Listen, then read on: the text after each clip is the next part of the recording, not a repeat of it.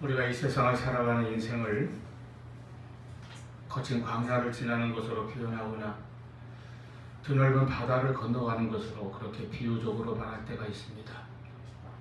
인생은 나그네 길이고 인생은 항해라는 것이죠.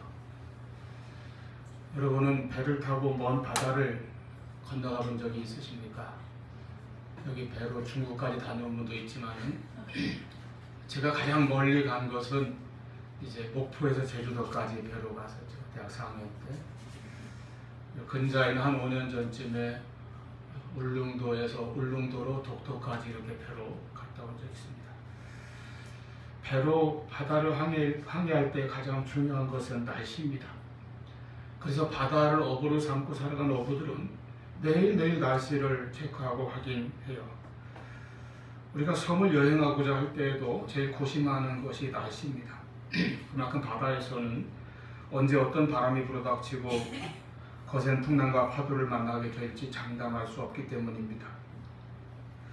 오늘 본문 말씀에 보니까 사도 바울이 지중해를 건너가는데 그가 탄 배가 바다 한복판에서 광풍을 만나 위태롭게 된 사건이 기록되어 있습니다.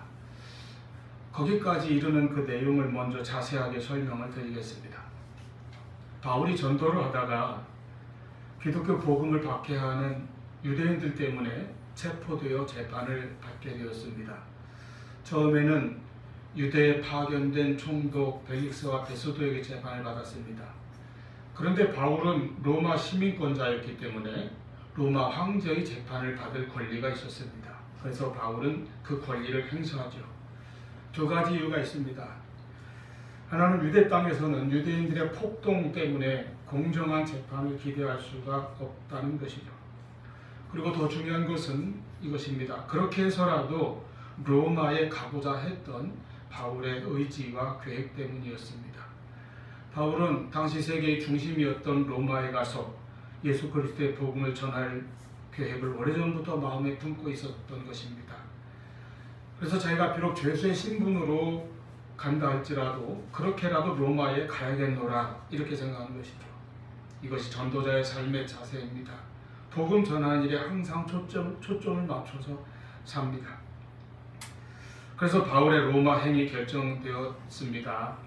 이제 27장 1절에 보면은 그 죄수 바울의 호송 책임자는 로마 군대의 백부장인 율리오라고 하는 장교입니다.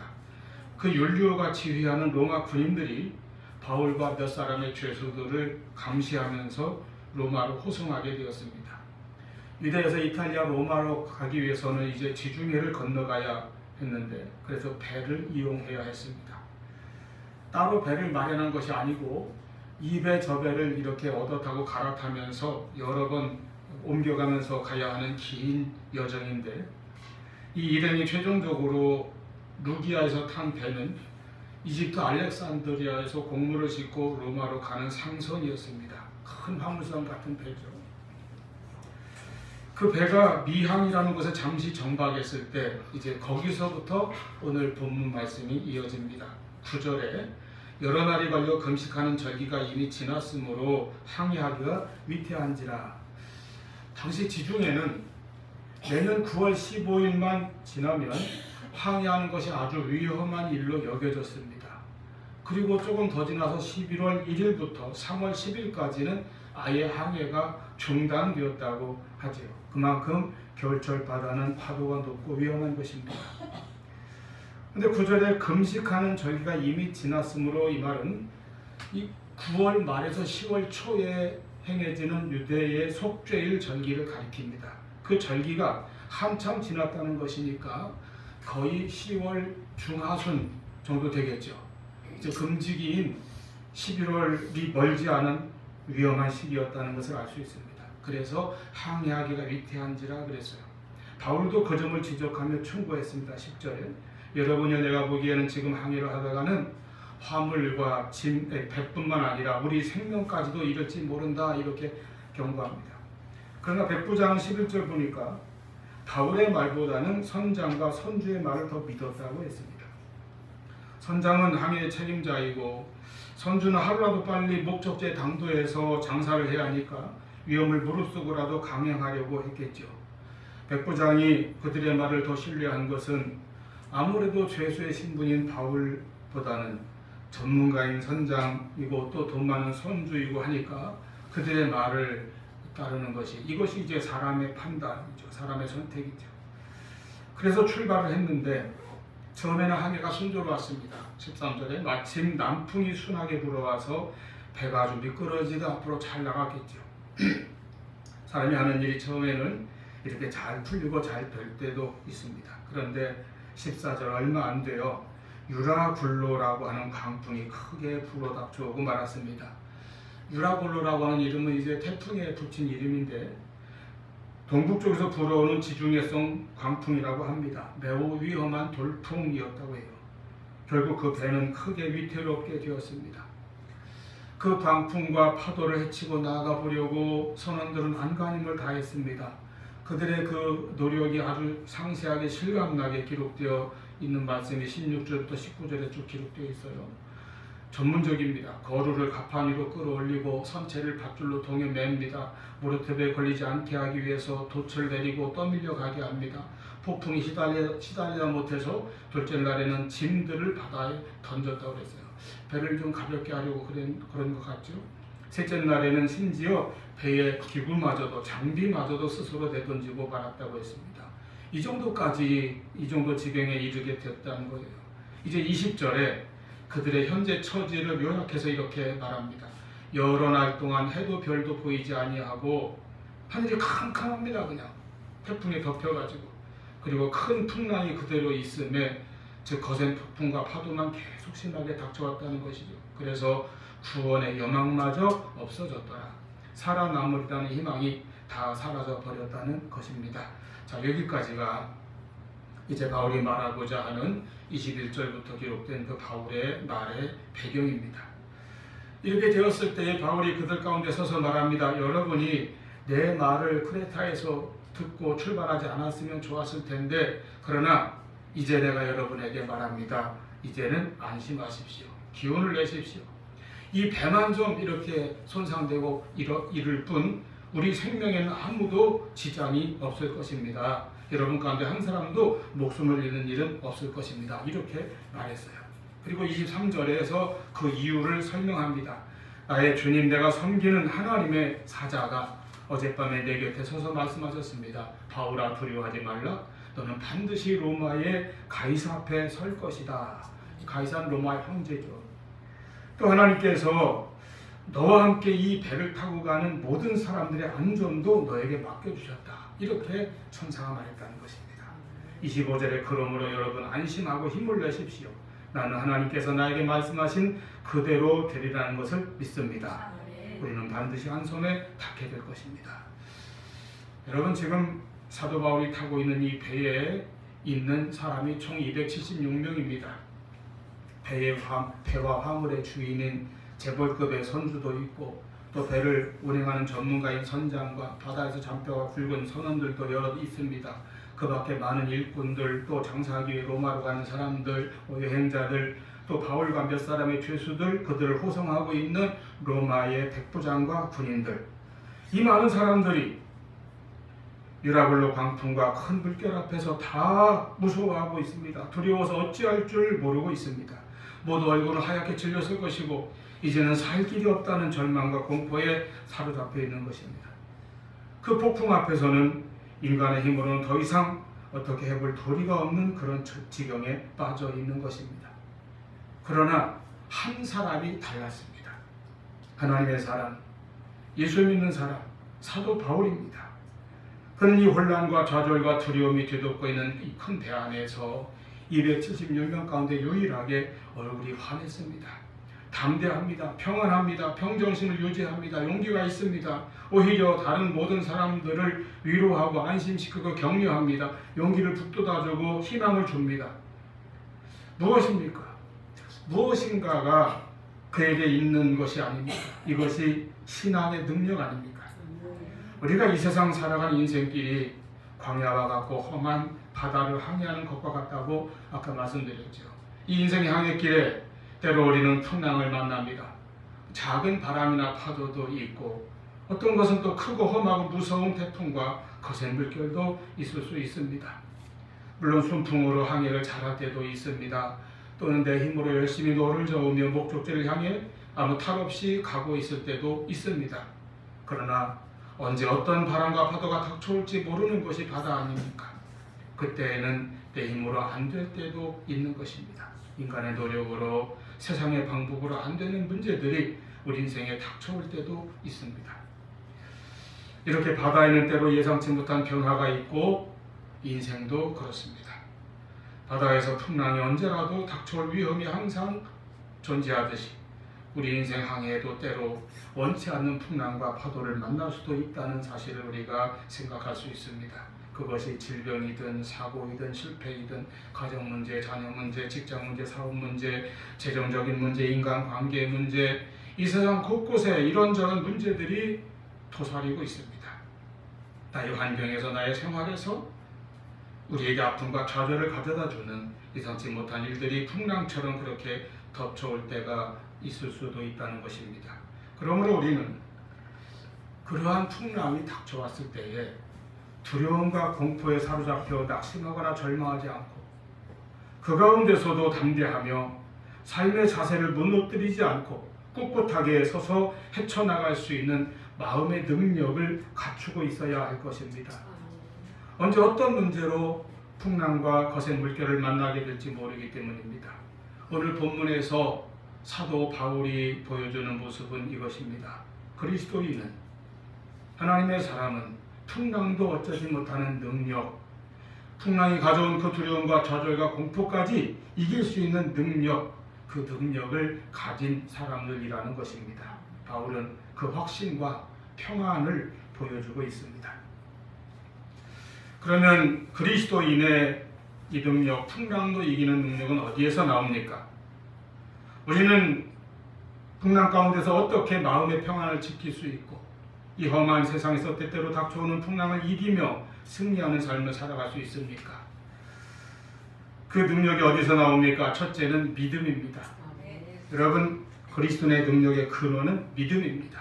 하나님을 신뢰하는 믿음입니다. 그리고 하나님을 의지하는 믿음입니다. 바울이 똑같은 이 풍랑 속에서도 혼자 이렇게 담대하고 평안함을 가질 수 있었던 것은 무엇입니까? 하나님께서 그에게 말씀하셨기 때문입니다. 아마 바울은 기도했을 것입니다. 그리고 하나님께서 응답하셔서 사자를 보내어 그에게 말씀하셨습니다. 이 풍랑 속에서도 바울이 놓치지 않고 붙들고 있는 것은 바로 하나님에 대한 믿음이었습니다. 그리고 그렇기 때문에 어떤 어려운 문제라도 하나님께 가지고 나와 기도한다는 것입니다. 하나님께 맡겨버립니다. 그리고 또한 하나님의 응답을 믿고 기다립니다. 이때 우리에게 놀라운 하늘의 평안과 능력이, 그리고 담대함과 용기가 나타나는 것입니다. 하나님이 역사하시는 것입니다. 아무리 우리에게 닥친 풍랑이 거세고 파도가 높고 험할지라도 살아계신 하나님, 전능하신 하나님과의 관계가 믿음과 기도로 단단하게 연결될 수 있다면 우리는 떨어지지 않습니다. 넘어져도 망하지 않을 것입니다. 잠언 24장 16절에 대저 의인은 7번 넘어질지라도 다시 일어나려니와 말씀했습니다. 의인이 누구입니까? 믿음의 사람입니다. 하나님을 믿고 의지하는 사람입니다. 그러므로 7번 넘어져도 하나님께서 일으켜 주시는 것입니다. 25절에 바울의 담대한 고백을 들어보십시오. 거세게 몰아치는 풍랑 속에서 바울이 275명의 선주, 선장, 선원들, 백부장, 로마 군병들을 향해 외치는 음성입니다. 그러므로 여러분이여 안심하시오. 나는 내게 말씀하신 그대로 되리라고 하나님을 믿습니다. 이것이 믿음입니다. 그리고 이것이 능력입니다. 성도의 능력입니다. 자기의 확신과 평안을 나눠줄 수 있는 능력입니다. 여러분, 그가 가진 믿음에 따라서 작은 풍랑에도 침몰하는 사람이 있고 큰 풍랑도 이겨나가는 사람이 있습니다. 믿음의 사람으로 굳게 설 수 있기를 바랍니다. 우리가 매 주일 예배 시간에 고백하는 사도신경이 있습니다. 사도들의 신경을 통해서 우리는 우리의 공통된 신앙을 함께 공개적으로 고백하는 것입니다. 그 고백의 맨 처음이 무엇입니까? 예전 번역으로 하면은 전능하사 천지를 만드신 하나님 아버지를 내가 믿사오며, 요즘 번역이 이렇죠. 나는 전능하신 아버지 하나님 천지의 창조주를 믿습니다. 아멘. 여러분 정말 그렇게 하나님을 믿습니까? 전능하신 하나님, 창조주 하나님이 나의 아버지 되심을 믿으시기 바랍니다.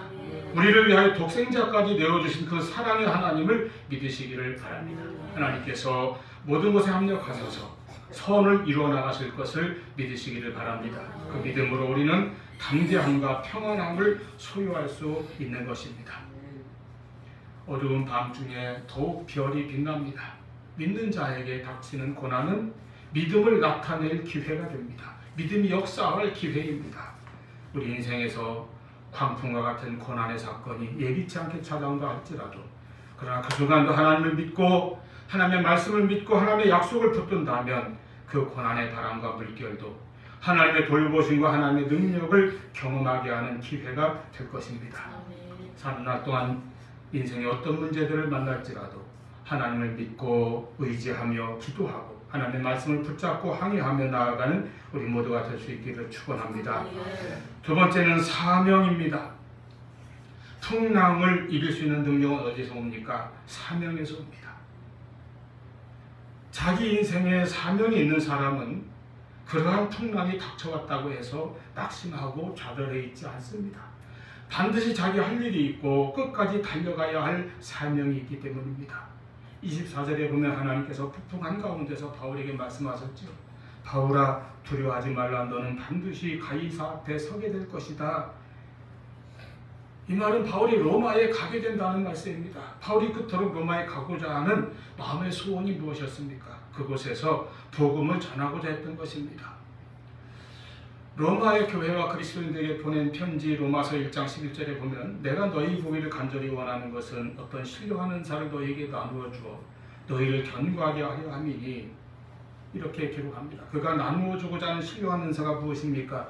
로마서 1장 15절 그러므로 나는 할 수 있는 대로 로마에 있는 너희에게도 복음 전하기를 원하노라. 이것이에요. 바울의 소원은 이것입니다. 복음을 전하는 것. 그리고 이 소원은 곧 바울의 사명이었습니다. 이 사명이 있기에 너는 이 풍랑에도 불구하고 로마에 가게 될 것이다 말씀하시는 것입니다. 자기 인생에 사명이 있는 사람은 낙심하지 않습니다. 하나님 앞에서 인생의 참 사명을 발견하고 그것을 붙들고 그것을 위해서 살아가는 사람은 설령 어려움에 닥쳐오고 어떤 때는 넘어지기도 하고 실패하기도 할지라도 좌절하거나 포기하지 않습니다. 그냥 끝까지 사명을 위해서, 목표를 위해서 다시 일어나 나아가는 것입니다. 바울의 사명은 복음전도와 함께 하나 또 있습니다. 하나님의 사자가 말씀하셨습니다. 24절 바울아, 두려워하지 말라. 네가 가이사 앞에 서야 하겠고 또 너와 함께 항해하는 자라 다 네게 주셨다 하셨으니, 그와 함께 그 배를 타고 있는 다른 사람들의 생명까지도 바울에게 맡겨주신다는 것입니다. 하나님께서 하나님의 사람, 하나님의 종 바울을 지키시고 그 바울이 탄 배를 붙잡아 주시고 그 풍랑에서 구해 주시니까 그 배에 함께 타고 있는 다른 275명도 덩달아 함께 구원을 받게 된 것 아닙니까? 바울이 그들의 생명을 지켜준 것과 같습니다. 이것입니다. 이것이 그리스도인들의 사명입니다. 우리로 인하여, 우리로 말미암아 다른 이들이 함께 구원과 복을 받을 수 있게 되어야 한다는 것입니다. 믿음의 사람, 기도하는 한 사람이 있으면 그는 복의 근원이 되어서 그 사람으로 인하여 그 주위에 많은 다른 사람들에게 이 복을 나누어줄 수 있게 됩니다. 이것이 또한 우리의 사명입니다. 우리 모두에게는 다 복음을 위한 사명도 있고 교회를 위한 사명도 있고 기도에 대한 사명도 있습니다. 누구나 기도는 할 수 있지 않습니까? 가정을 위해서, 가족을 위해서, 이웃을 위해서, 전도할 사람을 위해서, 나라를 위해서, 교회와 성도들을 위해서 우리가 기도하는 것이 우리의 사명이라면, 이 사명이 있기 때문에 우리는 어떤 환경에 처할지라도 낙심하거나 실망하지 않고 힘있게 담대하게 일어나 나갈 수 있게 된다는 것입니다. 그리스도인이 자기에게 주어진 이러한 사명을 위해서 살면 하나님께서 그 삶을 붙들어 주십니다. 책임져 주십니다. 이 풍랑 가운데서도 보호해 주시고 건져 주시고 그 풍랑을 극복하게 하셔서 앞으로 나아가게 인도해 주실 것입니다. 세 번째는 소망입니다. 사방을 뒤덮고 있는 풍랑 가운데 한가운데서 공포에 사로잡힌 사람들 앞에서 이렇게 믿음과 확신에 찬 위로의 말, 격려의 말을 이어가던 바울은 한마디 덧붙였습니다. 그런즉 우리가 반드시 한 섬에 걸리리라. 이것은 희망입니다. 소망입니다. 여러분, 우리의 힘은 소망에 있습니다. 20절 말씀 보니까 여러 날 동안 해도 별도 보이지 않습니다. 사방을 보이는 것은 캄캄한 암흑 속에서 언제라도 뒤덮을 것처럼 거세게 몰아치는 풍랑뿐입니다. 그래서 모든 사람에게 구원의 여망이 없어졌더라 그런 것처럼 모든 사람이 이제는 살아남을 아무런 희망을 갖지 못하게 된 때입니다. 그런데 바울은 거기에서 홀로 희망을 바라보는 것입니다. 이 배가 한 섬에 닿게 될 것이다. 이 희망을 품고 있는 것입니다. 여러분, 믿음의 사람은 소망의 사람입니다. 하나님은 소망의 하나님이십니다. 항상 소망을 주시는 하나님입니다. 우리에게 산 소망을 주시는 하나님이십니다. 여러분, 예수 믿는 사람들은 똑같은 세상을 살고 있지만 사는 세계가 다르고 사는 맛이 다릅니다.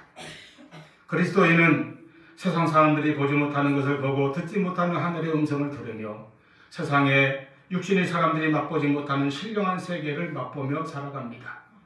우리는 남들이 없다 부정하는 살아계신 하나님을 온전히 믿고 남들이 있는지 없는지 알지도 못하고 관심도 없는 보이지 않는 천국을 내 본향의 집으로 여기고 바라보며 기다리면서 살아갑니다.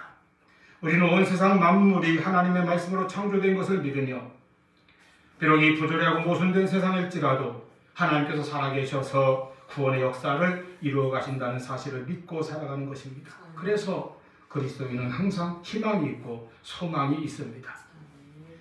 이 세상 사람들이 모두 다 죽음과 무덤으로 인생이 끝나버린다고 알고 그래서 때로는 세상에 빠져 살고 때로는 낭만과 좌절에 허덕이지만 우리는 주님께서 이루어놓으신 영원한 구원을 믿고 영생을 소유하였기 때문에 항상 산 소망 가운데 살아가는 것입니다.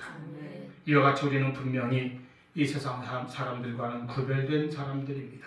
사는 목적이 다르고 사는 방법이 다르고 가는 방향과 마지막 종착점이 다른 사람들입니다. 우리는 그리스도인이요 하나님의 자녀요 천국의 백성입니다. 할렐루야. 그리스도인은 소망의 사람입니다. 여러분, 바다가 잔잔하든 혹 내 인생에 풍랑이 일고 내 가정에 풍토가 닥쳐오는 그런 때를 만날지라도 항상 믿음으로 살아가십시오. 기도를 잃지 마십시오. 사명을 끝까지 붙들고 사시기를 바랍니다. 그리고 항상 소망을 간직하고 살아가십시오. 시편 107편 28절로 30절 말씀에 이에 그들이 그들의 고통 때문에 여호와께 부르짖으매 그가 그들의 고통에서 그들을 인도하여 내시고 광풍을 고요하게 하사 물결도 잔잔하게 하시는도다. 그들이 평온함으로 말미암아 기뻐하는 중에 여호와께서 그들이 바라는 항구로 인도하시는도다. 이러한 소원의 항구로 인도하시는 은총이 우리 모두에게 임하기를 축원합니다. 기도하시겠습니다.